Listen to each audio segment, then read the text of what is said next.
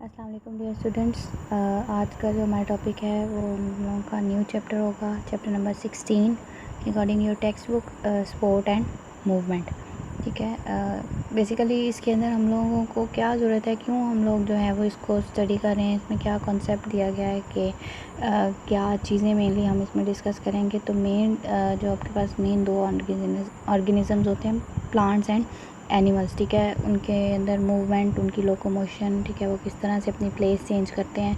ठीक है, कौन सी चीज़ें उन्हें सपोर्ट प्रोवाइड करते हैं, कौन से टिश्यूज़, कौन से ऑर्गन्स जो हैं जो उनको सीधा खड़ा रहने में या प्लेस चेंज करने में या मूवमेंट करने में जो है वो हेल्प आउट करते हैं। ठीक है, प्लांट्स प्लेस चेंज नहीं करते, बट एनिमल्स को प्लेस चेंज करने की ज़रूरत पड़ती है, वो जगह चेंज करते हैं, एक जगह से दूसरी जगह मूव करते हैं। ठीक है, तो इस डिफरेंस के बावजूद उनको स्पोर्ट्स जो हैं वो किस तरह से दी जाती है। ठीक है, किस तरह से उनको जो है वो एड किया जाता है, हेल्प किया जाता है कि वो एक जगह से दूसरी जगह मूव करें एनिमल्स। और प्लांट्स को इरेक्ट यानी सीधा खड़ा होने में कौन सी चीज़ जो है वो हेल्प आउट करती है। ठीक है, वो हम लोग इस चैप्टर में स्टडी करेंगे। ठीक है, क्योंकि ग्रेविटी होती है हमारी जो हमें नीचे की तरफ खींचती है। ठीक है, ज़मीन पर चलने के काबिल बनाती है। ठीक है, तो प्लांट्स को वो ये इतने बड़े बड़े दरख्त क्यों सीधे खड़े हो जाते हैं ग्रेविटी के अगेंस्ट, नीचे क्यों नहीं, ज़मीन के साथ क्यों नहीं लेट जाते, गिर क्यों नहीं जाते। ठीक है, वो ऐसी कौन सी फोर्सेस होती हैं, कौन से सेल्स होते हैं जो उन्हें सपोर्ट प्रोवाइड करते हैं। बेसिकली वो कोलिनकाइमेटस सेल्स होते हैं। ठीक है, प्लांट्स के अंदर। ठीक है, और यंग जो प्लांट्स होते हैं, जो हर्बेशियस होते हैं, वो स्क्लेरेनकाइमेटस सेल्स होते हैं। ठीक है, कोलिनकाइमेटस सेल्स जो हैं सपोर्ट देते हैं यंग प्लांट्स के अंदर, और स्क्लेरेनकाइमेटस सेल्स जो हैं वो सपोर्ट देते हैं एडल्ट प्लांट्स के अंदर। ठीक है, एनिमल्स के जो मसल्स हैं, ठीक है, कार्टिलेज है, बोन्स हैं, ठीक है, वो सपोर्ट प्रोवाइड करती हैं। ठीक है, और इसी तरह क्या होता है कि ये अकॉर्डिंग टू देयर नीड अपनी प्लेस चेंज करते हैं। ठीक है, ख्वाम या फजूल में अपनी प्लेस चेंज नहीं करते। ठीक है, इन्हें फूड की ज़रूरत है, इन्होंने इन्वायरमेंट चेंज करनी है। ठीक है, या अपने शिकार से बचना है, डेंजर से, ख़तरे से बचना है, तो ये अपने आप को ऐसी जगह पे, महफूज जगह पे लेकर जाएंगे जहाँ पर जो है वो इनके लिए सेफ़ प्लेस होगी। ठीक है, इसी तरह सबसे पहले जो है वो हम लोग देखेंगे स्पोर्ट्स इन प्लांट्स। ठीक है, जैसे हमने एक्सट्रीशन के चैप्टर में प्लांट्स में पहले एक्सट्रीशन डिस्कस की थी, क्योंकि ये सिंपलर आप कह लें कि एनिमल्स हैं, सॉरी सिंपलर ऑर्गेनिज़म्स हैं।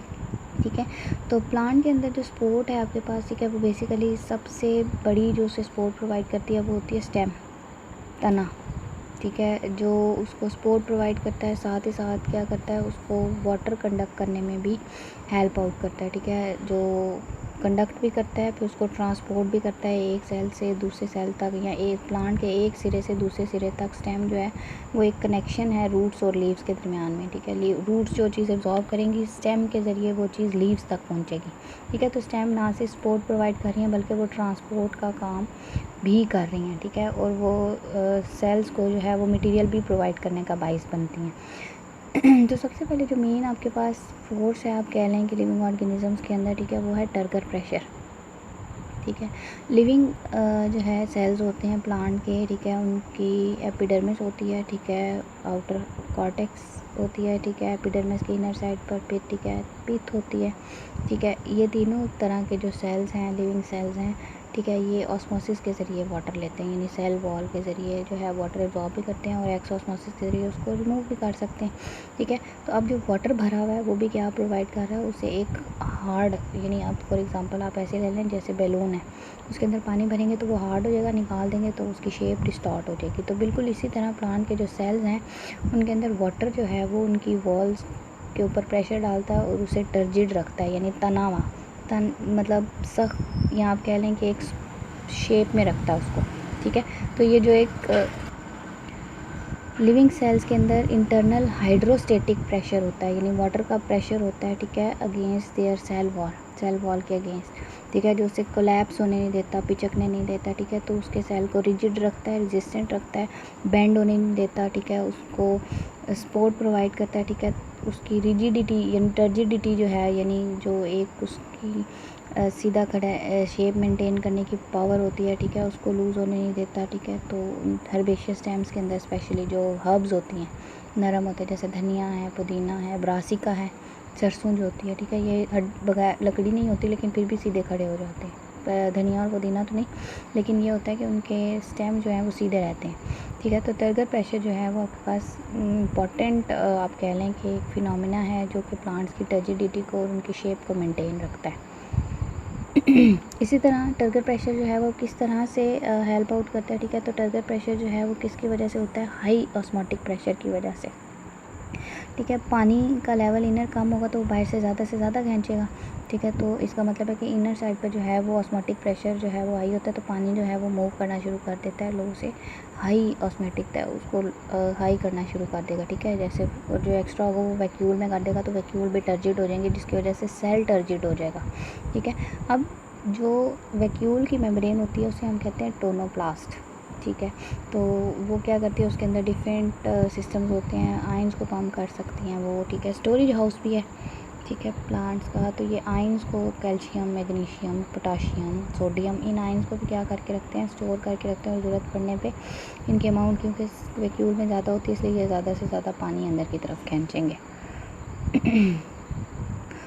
उसके अलावा जो है वो आपके पास हाइयर आयन कंसंट्रेशन की वजह से वाटर का लेवल इनसाइड हाई होगा। ठीक है। और ये हाई होने की वजह से सेल के अंदर पानी भर जाएगा, लेकिन एक ख़ास लिमिट तक। अगर ओवर जो है वो आपके पास वाटर की अमाउंट एक लिमिट से ज़्यादा हो जाए तो सेल के फटने का ख़तरा भी हो सकता है। बेशक उसके इर्द गिर्द वॉल मौजूद होती है, लेकिन फिर भी उसे डैमेज हो सकता है। ठीक है।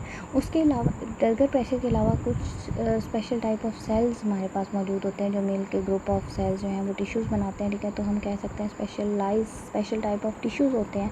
ठीक है। जो प्लांट को सपोर्ट प्रोवाइड करते हैं। ठीक है। वो कौन कौन से, सबसे पहले हम देखेंगे स्क्लेरेनकाइमा सेल्स। अब स्क्लेरेनकाइमा सेल्स जो हैं वो हमारे पास क्या प्रॉपर्टीज़ हैं इनकी। ठीक है। सबसे पहले तो इनकी जो वॉल्स होती हैं वो थिक होती हैं, यानी सेकेंडरी, यानी जो इनके अंदर पैदाइशी होती है उसकी इनर साइड पर एक और वॉल जो है वो डिपॉजिट हो जाती है, यानी डबल होती है। ठीक है। ज़्यादातर इम्प्रेगनेटेड कहते हैं कि डिपॉजिटेड या कंटेन लिग्निन। ठीक है। उसके अलावा ऑर्गेनिक सब्सटेंसेस हो सकते हैं उनके अंदर जो उनको हार्ड बनाते हैं और टफ़ बनाते हैं। ठीक है। अब ये ज़्यादातर स्क्लेरेनकाइमा सेल्स जो हैं वो नॉन लिविंग होते हैं, हार्ड हो जाते हैं, नॉन लिविंग होते हैं। ठीक है। और प्राइमरी फंक्शन ही इनका सपोर्ट प्रोवाइड करना है प्लांट्स को। ठीक है। मेन इसकी 3 टाइप्स हैं, फाइबर्स, स्क्लेरेट्स एंड वेजल्स। सबसे पहले हम फाइबर्स को देखते हैं कि फ़ाइबर्स क्या होते हैं। कि ये ऐसे आपके पास स्क्लेरेनकाइमा की टाइप है जो कि लॉन्ग होती है। इनको सेकंड वर्ड में हम ट्रैकिड्स भी कह सकते हैं। लॉन्ग होते हैं, सिलेंड्रिकल होते हैं, यानी सिलेंडर की तरह साइड से जो है वो राउंड, एंड ओवरऑल जो है वो आपके पास सिलेंडर होते हैं। ठीक है। गोल लंबाई की जगह पे। ठीक है। उसके अलावा जो है वो आपके पास सॉलिड बंडल्स की फॉर्म में मौजूद होते हैं जाइलम के अंदर। ठीक है। यहाँ बंडल कैप होती है। जाइलम और फ्लोएम के बाहर एक रिंग होता है कवरिंग का, जिसने जाइलम और फ्लोएम को बंद किया हुआ, उसे हम बंडल कैप कहते हैं। यानी बंडल कहते हैं वेस्कुलर बंडल से निकला है, और कैप यानी उसकी कवरिंग को। ठीक है। उसमें भी स्क्लेरेट्स मौजूद होते हैं, उसमें भी ट्रैकिड्स मौजूद होते हैं। ठीक है। फाइबर्स मौजूद होते हैं। ठीक है। और हार्ड होते हैं, लॉन्ग होते हैं। ठीक है। और ये क्या कर सकते हैं, डेड सेल्स होते हैं। ठीक है। उनको कवर करके उसके बाद आते हैं स्क्लेरेट्स। वो हार्डर होते हैं फाइबर्स की निस्बत। ठीक है। शॉर्टर होते हैं फाइबर्स की निस्बत, लेकिन हार्ड होते हैं। तो ठीक है। और सीड कोट्स में, ठीक है, बीज का जो ऊपर वाला सख्त खोल होता है उसके अंदर नट शेल्स, ठीक है, अखरोट का जो ऊपर वाला छिलका है उसके अंदर मौजूद होंगे। ठीक है। इनका काम बेसिकली प्रोटेक्शन देना है कि बाहर से चीज़ों को डैमेज ना हो। उसके बाद तीसरे हैं वेजल्स, यानी ट्रैकिया भी हम इसे कह सकते हैं। ठीक है। ये लॉन्ग ट्यूबुलर स्ट्रक्चर्स होते हैं, ट्यूब्स होती हैं। ठीक है। जो छोटे छोटे सेल्स एक से दूसरे एंड पे जो है वो जुड़ते चले जाते हैं और एक लॉन्ग पाइप की तरह का स्ट्रक्चर बन जाता है जो कि वाटर कंडक्ट करने में हेल्प आउट करता है। ठीक है। उसके बाद हमारे पास सेकंड टाइप ऑफ टिश्यूज़ हैं कोलेनकाइमा सेल्स। ठीक है। इससे पहले हमने यहाँ पे देखा कि हमारे पास क्या आता है, स्क्लेरेनकाइमा सेल्स थे। अब हम दूसरे टाइप्स ऑफ टिश्यूज़ देखेंगे जो क्या हैं, कोलेनकाइमा सेल्स हैं। ठीक है। कोलेनकाइमा सेल्स जो हैं वो क्या करते हैं कि लिटिल बिट लिविंग सेल्स होते हैं। ठीक है। प्रोटोप्लास्ट होता है, यानी साइटोप्लाज्म और न्यूक्लियस होता है इनके अंदर। ठीक है। लेकिन क्या होता है कि as compare to sclerenchyma hard नहीं होते। ठीक है। क्यों, सेकेंडरी वॉल्स इनके अंदर मौजूद नहीं होती, प्राइमरी वॉल ही होती है। ठीक है। एंगुलर थिकनिंग होती है, यानी जिस रुख पे दूसरे सेल्स इनके मौजूद होंगे जहाँ पे वो जुड़ेंगे वहाँ पर एक थिकेंड स्ट्रक्चर्स बन जाते हैं। क्या वॉल डिपॉजिट होती है वहाँ पर, जो कि थिक हो जाती है, इसलिए हम उसे एंगुलर थिकनिंग कहते हैं। क्योंकि एंगल्स जहाँ पर फॉर्म होंगे वहाँ पर होगी, पूरी वॉल के इर्द गिर्द नहीं होती। ठीक है। इनको ग्रुपिंग इनकी की गई है कि स्ट्रैंड्स की बेस पे हैं, ये सिलेंडर है। ठीक है। कोलेनकाइमा जो सेल्स हैं वो सपोर्ट देते हैं यंग हर्ब्स को। ठीक है। जैसे ब्रासिका, सरसों का पौधा है। ठीक है। उसके अलावा क्या काम कर सकते हैं ये कि सरफेस के बिल्कुल नीचे जो है वो आपके पास यंग स्टेम्स के नीचे मौजूद होते हैं, ठीक है, क्योंकि ये लिविंग है, इस वजह से इनके अंदर इलास्टिसिटी भी होती है, ठीक है, ये इलोंगेट भी होते हैं, ये ग्रो भी करते हैं स्टेम के साथ साथ, ठीक है, और लीव्स के अंदर भी मौजूद होते हैं। यहाँ पे आपको डायग्राम में नज़र आ रहा होगा।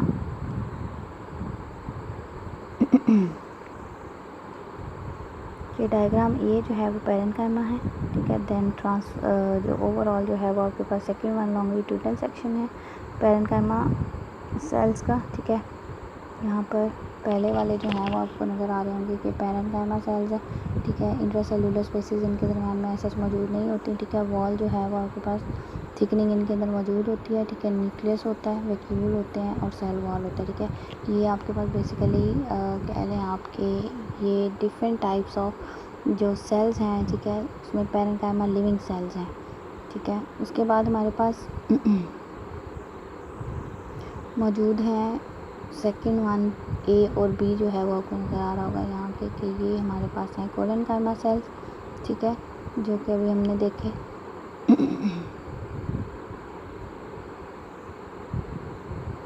तो यहाँ पर भी आपको नज़र आ रहा होगा कि कोलेनकाइमा सेल्स जो हैं ये पेरेन्काइमा सेल्स हैं जिनके अंदर किसी किस्म का गैप नहीं है, ये मौजूद होते हैं बिल्कुल यंग प्लांट के अंदर, ठीक है। फिर उसके बाद B1 जो है वो आपके पास कोलेनकाइमा सेल्स है, ठीक है, उसका ट्रांसवर्स सेक्शन है और ये लॉन्गिट्यूडनल सेक्शन है, ठीक है। और बेसिकली लेटरल भी हो सकता है, ठीक है। साइटोप्लाज्म है, न्यूक्लियस है, मिडल लैमेला है, क्लोरोप्लास्ट है, वैक्यूल हैं, इंटरसेलुलर स्पेसिस होते हैं लेकिन कम होती हैं, ठीक है। उसके बाद हमारे पास आ जाते हैं C, जो थर्ड वन है वो हमारे पास है फाइबर एंड ट्रैकिड्स, ठीक है। मतलब स्क्लेरेनकाइमा सेल्स की टाइप्स हैं C1, ठीक है। फर्स्ट वन ट्रांसवर्स सेक्शन है और सेकंड वन जो है वो आपके पास लॉन्गिट्यूडनल सेल्स है, ठीक है। किसी किस्म की स्पेसिस मौजूद नहीं होती, ठीक है। इनके अंदर एंगुलर थिकनिंग होती है, ठीक है। जो एंगल्स फॉर्म्स हैं वहाँ पर लिग्निफाइड वॉल्स मौजूद हो सकती हैं। अच्छा, अब यहाँ पर जो है वो पेरेन्काइमा सेल्स इसलिए मैंने डिस्कस नहीं किया क्योंकि एक तो ये कि वो लिविंग सेल्स होते हैं, दूसरा बिल्कुल अर्ली स्टेजेस में मौजूद होते हैं, वो सपोर्ट प्रोवाइडिंग में नहीं आते, वो बेसिकली स्टोरेज के अंदर आते हैं, स्टोर कर सकते हैं, ठीक है। या उनसे न्यू सेल्स बन सकते हैं, वो हार्डली सॉफ्ट सेल्स होते हैं, ठीक है। और उनका हार्डली उनके अंदर जो है वो मुश्किल से ही कोई थिक वॉल होगा, वैसे मोस्टली वो थिक वॉल नहीं होते, बहुत सॉफ्ट इश्यूज़ कह सकते हैं हम उन्हें, इसलिए हम उन्हें स्पोर्ट एंड मूवमेंट में कैटेगरी में नहीं रखा। थर्ड वन है हमारे पास वेस्कुलर टिश्यूज़, जो वेस्कुलर बंडल्स के अंदर मौजूद होते हैं, ठीक है। ये वेस्कुलर बंडल्स के अंदर जो है वो आपके पास बेसिकली जाइलम और फ्लोएम आती है, ठीक है। जाइलम जो है वो टफ़ होती हैं, इनएग्जॉस्टिबल एक्सटेंसिबल होती हैं, यानी इलास्टिसिटी नहीं होती, ठीक है। और बिल्कुल इस तरह स्टील रॉड्स की तरह का रोल प्ले करते हैं कि जो कि आपके पास कंक्रीट के एक जाल के अंदर जो सरिये रोल प्ले कर रहे होते हैं, बिल्कुल इसी तरह वेस्कुलर टिश्यूज़ भी रोल प्ले करते हैं। ये अरेंजमेंट जो है वो आपके पास रिंग की शेप में होती है, ठीक है। स्टेम के अंदर पूरे तने के रिंग के शक्ल में जो है वो आपके पास ये अरेंज हुए होते हैं, ठीक है। और स्ट्रेस के अगेंस्ट, ठीक है, चाहे वो हवा का दबाव है, ठीक है, या कोई और तेज़ तूफ़ानी किस्म की बारिश है, हवा है, उसके अगेंस्ट, ठीक है। वेट बेयरिंग एबिलिटी के अगर तेज़ हवा है, आंधी है, ठीक है, इसके ऊपर वज़न है तो ये उसको बर्दाश्त कर सकते हैं, ठीक है। उसके अलावा कुछ प्लांट्स के अंदर जो है वो जैसे सनफ्लावर्स हैं, वेस्कुलर बंडल जो हैं वो उनके अंदर एडिशनल स्ट्रक्चर मौजूद होता है, ठीक है, स्क्लेरेनकाइमा फाइबर्स के साथ, ठीक है, जो कि बंडल कैप बनाते हैं, ठीक है, उनके अंदर ये मौजूद होते हैं। बेसिकली कोलन आप कह लें कि जो वहाँ पर जो मौजूद स्क्लेरेनकाइमा सेल्स होते हैं उनके साथ ये भी ऐड होते हैं, उन्हें हेल्प आउट करते हैं, ठीक है। इसके साथ ही हमारा अब हम देखते हैं कि हमारे पास जो मेन रोल है वो है वेस्कुलर बंडल्स को क्यों कैसे रोल प्ले करते हैं कि ये सेकेंडरी ग्रोथ में इन्वॉल्व होते हैं, ठीक है। अब सेकेंडरी ग्रोथ क्या है, ठीक है, बेसिकली ये ऐसा फिनोमेना है जो कि वुड प्रोड्यूस करता है, लकड़ी बनाता है, ठीक है। स्टेम और रूट दोनों, ठीक है, उनके अंदर क्या होता है कि आहिस्ता आहिस्ता वो मोटी होना शुरू होती हैं, ठीक है, एपिकल मेरिस्टेम से। और जो प्राइमरी रूट्स होती हैं, ठीक है, वो आहिस्ता आहिस्ता उनकी गिर्थ यानी चौड़ाई या मोटाई जो है वो इंक्रीज़ होना शुरू हो जाती है, ठीक है, due to the activity of vascular cambium. ये सेल्स मौजूद होते हैं जाइलम और फ्लोएम के दरमियान वाले रीजन में, ठीक है, जो कि वुड बनाने का बाइस बनते हैं, ठीक है। वेस्कुलर कैम्बियम डिवाइड करेगी तो वुड बनेगी, ठीक है। अब ये दो तरह के सेल्स प्रोड्यूस करती है, ठीक है। बेसिकली जो रिजल्ट सेकेंडरी ग्रोथ है वो आपके पास एक्टिविटी है वेस्कुलर कैम्बियम की, वेस्कुलर कैम्बियम की वजह से सेकेंडरी ग्रोथ होती है और इसी की वजह से जो है वो आपके पास वुड की फॉर्मेशन भी होती है। अब ये जो दो सेल्स हैं, ठीक है, ये दो तरह के, vascular cambium and cork cambium. अब वेस्कुलर कैम्बियम जो है वो आपके पास कहाँ पर मौजूद होती है कि ये मौजूद होती है in the form of cylinder, ठीक है, वहाँ पर जहाँ पर डिवाइडिंग सेल्स होंगे जाइलम और फ्लोएम के दरमियान, ठीक है। अब वो वेस्कुलर कैम्बियम दो तरह के सेल्स बनाते हैं, ठीक है, सेकेंडरी जाइलम बनाती है, ठीक है, इनर साइड पर, और फ्लोएम बनाती है आउटर साइड पर, यानी सेंटर में मौजूद है जाइलम और फ्लोएम के, तो आउटर साइड पर फ्लोएम के सेल्स ऐड करेगी और इनर साइड पर जो है वो जाइलम के टिश्यूज़। जो पहली वाली जाइलम होती है वो प्राइमरी, और जो न्यू बनती हैं वो secondary xylem and secondary phloem जो है वो कहलाती हैं। और सेकेंडरी जाइलम जो है वो क्या करती है, वो ज़्यादातर जो है वो आपके पास इंक्रीज़ करती है थिकनेस में, ठीक है, मोटा होना, ठीक है। और ये कोई एक दिन का, 2 दिन का या 1 साल का काम नहीं, उसको वुड बनने में ईयर्स लग जाते हैं, 2 साल, 3 साल, 4 साल, ठीक है, सम टाइम इससे भी ज़्यादा लग जाता है, ठीक है। ठीक जैसी इतनी ठीक होगी उतनी अच्छी वेस्कुलर कैम्बियम जो है वो जाइलम प्रोड्यूस करती है। इसके रिजल्ट में क्या होता है कि अब हर चीज़ का एक सीज़न होता है, ठीक है, किसी में ग्रोथ कम होती है, किसी सीज़न में ग्रोथ ज़्यादा होती है। अब जिस सीज़न में ग्रोथ ज़्यादा होगी ना, वहाँ पे कॉम्पैक्ट रिंग्स बनेंगे, डार्कर रिंग्स बनेंगे, ठीक है। जैसे फॉर एग्जांपल आप कह लो कि जब ग्रोथ ज़्यादा है, छोटे छोटे ढेर सारे सेल्स बनेंगे, उनमें गैप नहीं होगा, ठीक है, वो तब है स्प्रिंग सीज़न में। ऑटम सीज़न में क्या होता है, ग्रोथ विंटर में स्लो हो जाती है, ऑटम और विंटर में, ठीक है, और सेल्स जो हैं वो एक दूसरे से गैप के साथ मौजूद होते हैं, ठीक है। तो ये जो लाइट एंड डार्क बैंड्स बन जाते हैं हमारे पास, ठीक है, दोनों लाइट और डार्क मिला के एक रिंग बनता है, इसे हम कहते हैं ग्रोथ रिंग्स या एनुअल रिंग। साल में एक रिंग कम्प्लीट होता है। हाफ ग्रोथ होती है स्प्रिंग में और समर में, और हाफ ग्रोथ होती है ऑटम एंड विंटर में, ठीक है। तो जो रिंग बने उन्हें ग्रोथ रिंग कहते हैं। जितने रिंग्स बनेंगे इसका मतलब है उतनी ही प्लांट की क्या है, एज जो है वो हम काउंट कर सकते हैं, ठीक है। अगर तना काटा जाए तो हमें पता होता है कि उसमें रिंग्स काउंट करके जो है वो वहाँ से उनकी एज जो है फाइंड आउट की जा सकती है। उसके अलावा जो है ज़्यादातर ट्रीज़ के अंदर जो है वाटर की कंडक्शन होती है, ठीक है, सेकेंडरी जाइलम की वजह से, ठीक है, क्योंकि वो आपके पास क्या होती है कि आउटर और यंगर पोर्शन जो है उनकी तरफ उसको ट्रांसफ़र करना उसका काम होता है। जैसे जैसे प्लांट ग्रो करता है, ठीक है, कुछ एनुअल रिंग्स जो हैं वो आपके पास उनके अंदर एक्टिवली कंडक्ट करते हैं, लेकिन सेंट्रल वाले आहिस्ता आहिस्ता क्या होना शुरू हो जाते हैं, डेड होना शुरू। अब वो जो कि एक्टिव पोर्शन है जो कंडक्शन कर रहा है वाटर की, वो क्या है, सैपवुड। और वो रीजन सेंटर में जो कि नॉन कंडक्टिंग हो गया है, ब्लैक हो गया, उसे हम हार्टवुड का नाम देते हैं। ज़्यादातर स्पीशीज़ के अंदर हार्टवुड जो है वो इकट्ठी होना शुरू हो जाती है, उसके अंदर बहुत सारे केमिकल्स, रेजिन्स, गम्स, जो चीज़ें प्लांट एक्स्ट्रा मटेरियल के तौर पे प्रोड्यूस कर रहा है ना, वो इसके अंदर इकट्ठी होना शुरू हो जाती है। इसीलिए जब कभी प्लांट को कट लगे ना, तो उसमें से गम्स या जो चिपकने वाले रेजिड्यूज़ होते हैं वो निकलना शुरू हो जाते हैं, क्योंकि वो जाइलम में स्टोर हुए हुए होते हैं। कुछ स्पीशीज़ में जो हार्टवुड है, ठीक है, वो बेसिकली रेजिन्स के अलावा और भी ऑयल्स हैं, गम्स हैं, टैनिन्स हैं, चमड़ा रंगने के लिए जो केमिकल्स जो हैं डाई बनाए जाते हैं वो, ठीक है, ये क्या करते हैं, ये प्लांट्स को रेजिस्टेंट देते हैं, ठीक है, और इंसेक्ट के अटैक से बचाते हैं, क्योंकि इनके अंदर ऐसे केमिकल्स और स्मेल होती है, उनके से कीड़े दूर भागते हैं, वो अटैक होने नहीं देंगे उनको, ठीक है।